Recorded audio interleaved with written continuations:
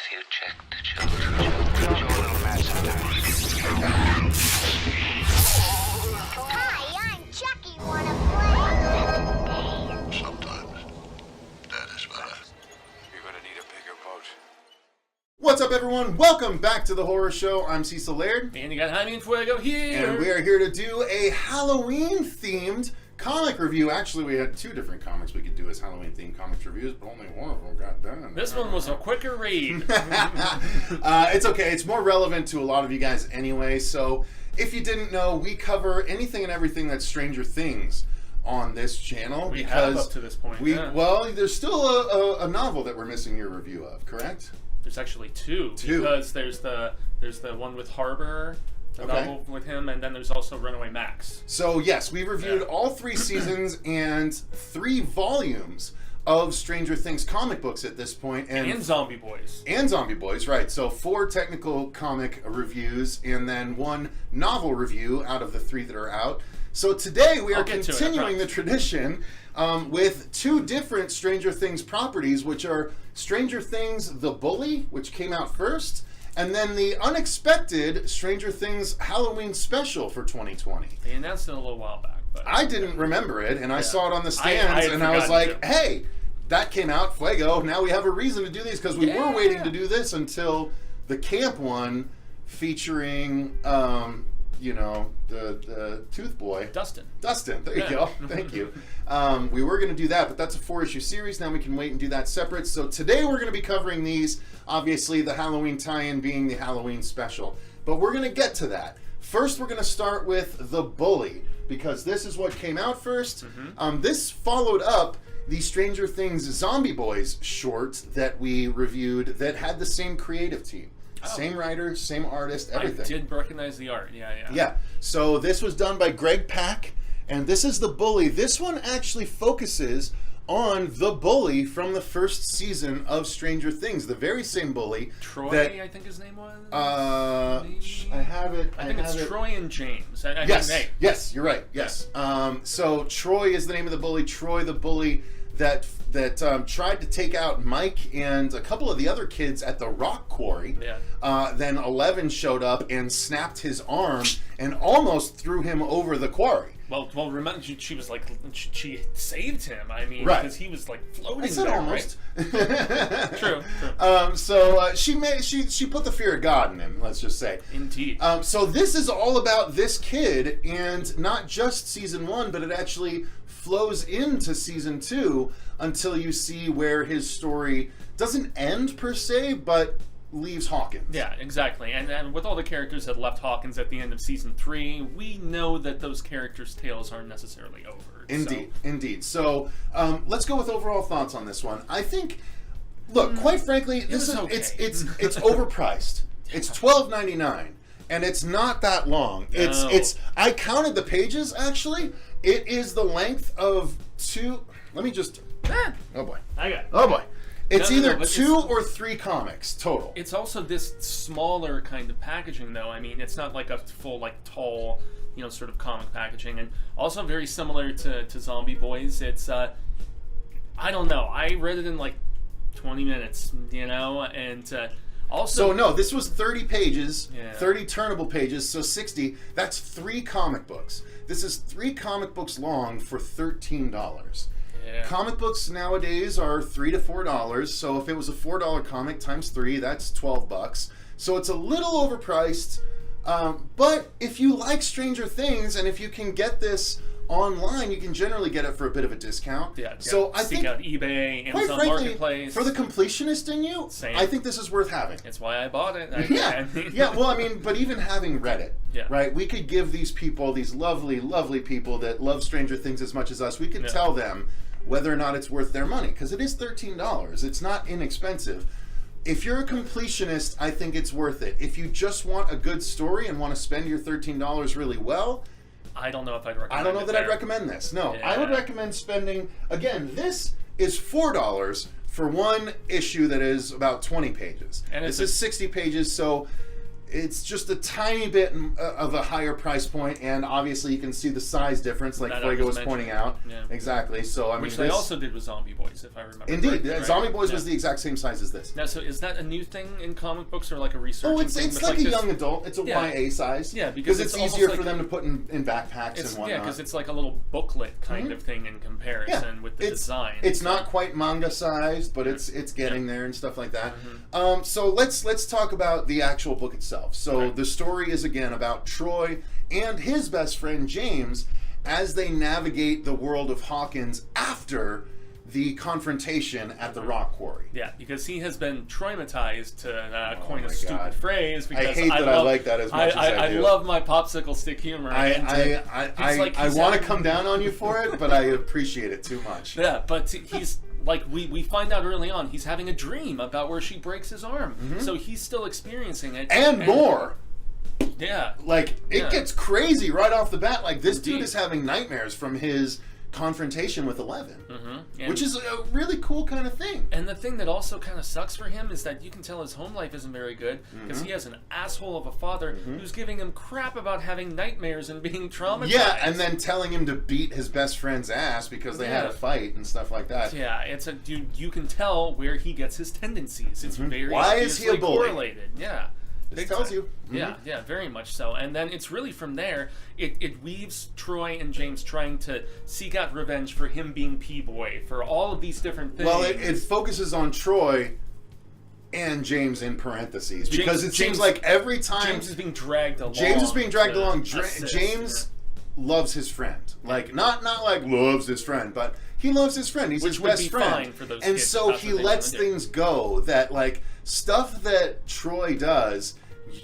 If you were his friend, you'd be like, "No, up yours, buddy." No, Yeah. you know, and Yeah. you wouldn't give him another try. Sit out and But spin, James, butthole, yeah, exactly. Yeah. James does not have that. James has a bigger heart, so like they re-team a number of times, and it deepens the book. It really does deepen the book. Yeah, and I mean, they basically go through different bits, like a confrontation on Halloween night, for instance, from season 2, where the kids are all dressed up as the Ghostbusters, yeah. Ties and, in. And also, like, we see Steve, they view him from afar at one particular point where Steve, the Redeem Steve crusade that they did in the second season with him, you know, with the bat and fighting stuff off and everything, and we see Mike with the you know, kind of Rambo look going down, which is pretty dope. And so it's really very much what was transpiring during the main storyline sort And of it is thing. very season 2. I haven't been showing any which we artwork. usually do. So they're the Demi Dogs. The Demi Dogs, which were the heavy antagonist in season 2. That's the antagonist pretty much in a couple of scenes here. Indeed. But yeah, the artwork is good. I mean, you can see Yeah, I do dig the art, just like I did the with Zombie artwork Boys. is very solid. It works very well. It's very kinetic. Yeah. You know what I mean? It's very action oriented, and it works. You know, it doesn't feel static where there's action, which unfortunately is something that happens with comics. But Yeah. even the basic panels with, you know, Troy and James at odds, you know, it's kinetic. It feels lifelike. You know what I mean? Yeah, indeed. And also the recreation of certain scenes from the first season that he's obviously been traumatized by, that he keeps going back to in his head, which is why he's so intent on revenge. I mean, it makes sense. That one, especially with them like charging at them, I thought was a really cool panel. Yes, I definitely preferred Zombie Boys being a little bit more of an original story as opposed to this one existing within the constraints of the second season. But Here's the thing. As a person that I don't mind little offshoots like this. I really don't. Like yeah. I think they're nice. What this amounts to me, and I've said this before on a podcast years ago for one of my favorite comic podcasts that I listened to at the time. Sometimes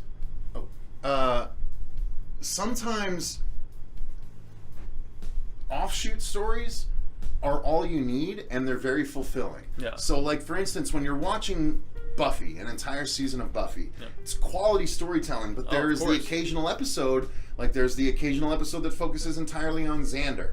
There's the occasional episode that focuses entirely on Dawn. You know, this is just one of those. True. Doesn't focus on the main No. core group. It focuses on someone else, but that doesn't mean it's bad. Although they are sprinkled, Wow. they are sprinkled throughout. You see them. Sprinkled You see throughout. something. Yes, exactly. Well. I mean, okay. Sorry, I see your joke now. I see your joke. Sprinkled throughout. Yes. All No. right. No. We do see their appearances here and there, but at the end of the day, it's obviously not their story, not focused upon them. And I mean, I don't know how much demand there was for this sort of bully. You know, look at Troy and what was happening with him. Aside from the fact, because he was only on the first season, right? He didn't appear in season 2. I'm trying to remember. I think so. I think you're right. Yeah, I think so. So, I mean, it's interesting backstory, and once again, to what you said, for the completionist, because this is all, I mean, all the Stranger Things stuff, whether it's the novels or the Dark Horse comics, they're all in their respective canon of the series. So if you care, if you want to know, and if you like some cool artwork, I mean, it's... Credit where credit's due. Those are the credits for the book. Give it up. Give it up. All right, now let's move on to the Halloween-themed episode / issue that came out. So this just came out. It was the Halloween special, and it takes place in Castle Byers, which, if you guys are fans of the show, you know Castle Byers plays a pivotal role in season 1 and a little bit in season 2. But this is just the guys hanging out, telling ghost stories to each other, and this is Will's ghost story. That's what this ultimately amounts to. So then, for timeline-wise, this is sometime in the second season? Sometime during we the would second imagine? season, yeah. Yeah. Well, I mean, leading up probably to their Ghostbusters night, I would imagine. Oh, good call. Good Right? call. Yeah, It's because Halloween season. So that's what I think. I think this takes place after season 1, leading into season 2, and it's just the guys telling ghost stories at Castle Byers, and like I said, it's Will's turn. And it even starts off with an homage to get you, to Night of the Living Dead, with George Romero's Night of the Living Dead, of course. Yep. Although, man, I do really like that Tom Savini Night of the Living Dead. Anyway. Of course, I agree. Yeah. But I mean, look, the artwork is amazing. And again, sorry, let me give credit where credit's due, so you can see the credit page here. And written by Michael Morecki, art by Todor. Oh Jesus, I'm not even. Just look at the credits. Those are the credits. Yeah, and I must say, I like this style of art better than any other book. Yeah, it's got. I mean, it feels a little less YA. If that's to be fair about it. Well, it's more realistic. It is more realistic, and I also feel like the storytelling in this one is legitimately scarier. Yes. Especially with a lot of the stuff that goes down, because the kids are really just sitting around the campfire sort of situation, trying to scare each other, you know? And Will tells the story about... It's a story within a story sort of situation. Correct. Well, the one he's telling is one called... The Child Eater of Hawkins, right? There you go, The Child Eater of Hawkins, yes. Yeah. You've read it more recently than me, being 10 minutes ago. But yeah, The Child Eater of Hawkins, where it goes back in time and it tells the story of these 8 kids, 2 different groups of 4 kids that disappeared. That being the specific number. And all that's left, as you can see in this particular panel here, is some green goop and clothing after the fact. So no one really knows what's going on, and kids just keep disappearing in groups of 4. Fast forwards to the library. Yep, fast forward to the library where, you know, some kids are trying to escape their fate. One of them gets dripped upon. It's really almost neat. Like it's scene, really fun. Yeah, almost like the scene in Deep Rising that I love so much, where dude's in the elevator and the drool comes down on him and stuff. And so I'm actually rocking a look like that clown today. Now that I think about it. And then there's basically this this big creature that has been hunting down and killing kids. And I like the look of the creature. Very cool looking. Yeah. A little bit like Darkheart from the Marvel vs. Capcom game years ago. Those of you that know, and you're going to love that reference. I played the first Marvel vs. Capcom. It was the second one. Okay. Yeah, but Spider-Man and things Ryu. don't go easy, and it's the kids versus this creature. And how does this tie in to the up-to-date storytelling that Will is showing? Right? All the kids are like, wait, this isn't real, right? We would have heard about this. And he's then he's like, no, there were 4 kids absent from school today, and so maybe they just need 4 more, which is us. Oh my God! And then there's a fun reveal at the end. Again, I don't feel terrible spoiling it, but it's cute, it's brotherly, really cute, sort of brotherly, trickery fun. Yeah. It's a Will and Jonathan Byers production. Indeed. This was a really fun. This was what I would call a great Halloween one-off issue Being for a a series one-shot. that we know. Yeah. You know what I mean? Yeah, and even though we gave some credit to the bully, obviously, dare I say, I like this a lot more. Oh yeah, you know? 100%. Yeah. More moody, more up the alley of Stranger Things in and of itself. And also the cover-up aspect and the fate of the kids, and almost like the offering them up sort of thing to get the thing to go away. Give me what you want, and I'll go. Or excuse me, give me what I want, and I will go away. That's Storm of the Century bit. Anyway, it's really good stuff. Yeah. So if you guys, obviously the Halloween special is, in our opinion, more worth your time than the bully. If you're gonna spend your money, spend the $4 on the Halloween special rather than the $13 on the bully special. but if you're a completionist, Just get them both. Just get them both. Wait sure. for Prime Day, get it on special, whatever you want to do. Guys, they're worth your time, but especially the Halloween special. If you're Stranger Things fans like we are, look, I have considered stopping doing our comic reviews for Stranger Things, but I just can't quit them, Fuego. Yeah, and there's still more coming with the science camp that you talked about, Yep. which is basically Dustin, where he meets his little girlfriend in season 3 and everything. So it's like a little prelude sort of bit. That's And I'm about it. It's the next bit of coverage you guys can look forward to whenever that series is finally wrapped up. Exactly. So thanks very much for watching. We greatly appreciate it. If you guys enjoyed the review, click the like button and subscribe to make sure you don't miss other Stranger Things comic book reviews. Go back and watch the other ones. I'll link to one or two in the end screens here.